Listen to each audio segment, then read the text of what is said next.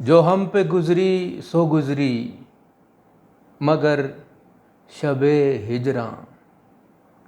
جو ہم پہ گزری سو گزری مگر شب ہجراں، ہمارے اشک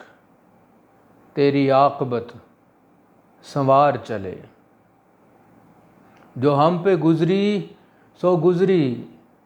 مگر شب ہجراں، ہمارے اشک تیری عاقبت سنوار چلے۔ فیض صاحب کا نہایت خوبصورت شعر جو آج کے وقت کی اور جو حالات گزر رہے ہیں اس کی عکاسی کرتا ہے۔ یقیناً بلند پایہ شاعر اور تھنکر مفکر وہی ہوتا ہے جو اپنے وقت سے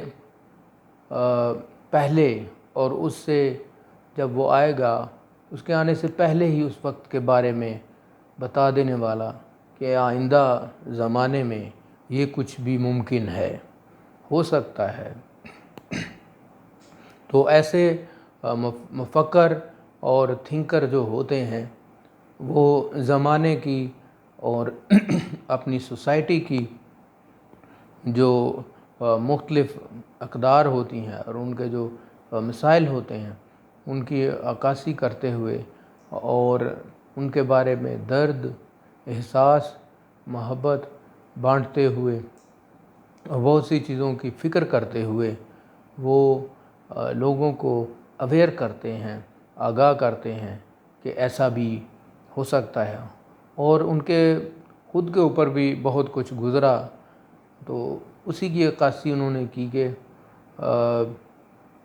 میرے ساتھ تو جو کچھ ہوا، ہمارے ساتھ جو کچھ ہوا اور جو میں نے انتظار کیا، جو کچھ مجھے جس کا مجھے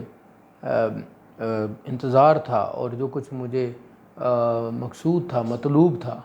وہ چاہیے تھا لیکن نہیں ملا۔ لیکن اس کے بعد جو میرے آنسو ہیں، جو نہ ملنے پر جو میرے آنسو ہیں اور جو کچھ ظلم مجھ پہ ہم پہ ڈھائے جا رہے ہیں، ان کے ذریعے سے جو آنسو اور ہمارا خون جو بہایا جا رہا ہے، اب